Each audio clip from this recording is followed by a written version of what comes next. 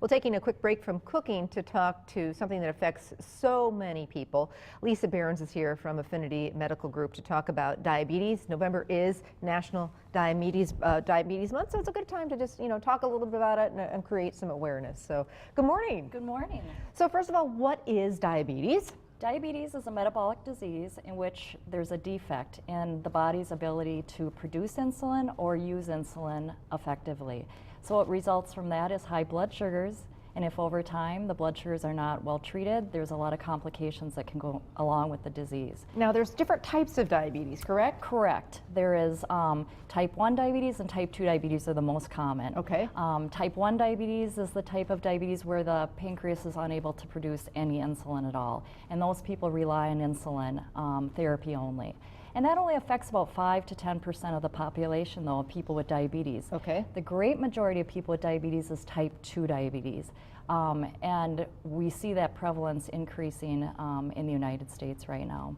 Now, there's something called pre-diabetes. What does that mean? That's right. That's a condition where the blood sugars are not high enough to be considered diabetes, but it's not normal blood sugars either. And we know that those individuals with prediabetes are very likely to go on to get type 2 diabetes if they don't start to control that. So what are some of the initial symptoms that you should, look out for to, see if this might be something that affects you?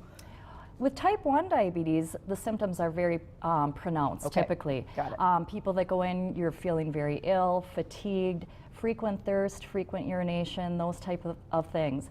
With type 2 diabetes, unfortunately, a lot of people don't feel any differently. A lot of people when they're diagnosed, they go in and say, I didn't realize that I had diabetes, I feel fine. And that's unfortunate because unless you're doing the routine screening, we're not catching it well enough. And so it's very important that people are going in for their routine screening with their health providers and making sure that they're screening for diabetes. We had one actually here today at the office. So, it's always a little, people don't want to do it, but you do it, at least you know. Mm-hmm. When you have the results, right. At least you know. So right. Don't avoid it, get it done. Because there are a lot of treatments out there. There are a lot of treatments.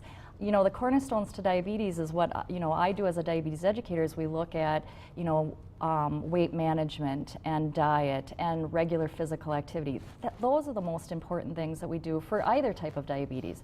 But if those don't work, certainly for type 2 diabetes, there are oral agents or diabetes pills that we can utilize, and in some cases, people will require some insulin therapy as well to get their blood sugars where they need to be. A lot of people think, there's a myth that if I go on insulin, then I have type 1 diabetes.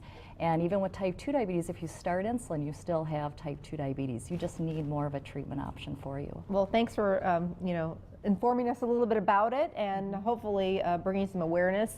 If you haven't had your blood tested in a while, it's probably time. And if you're ignoring some symptoms, don't do that, right? Correct. Yeah. And the prevalence, unfortunately, is on the rise in the U.S. So we really need to, take action. Thanks so much, Lisa from Affinity Medical Group. And if you'd like more information, just give them a call. They've got 2 locations, and they'd be happy to get you in for a screening or talk more about it. Thanks.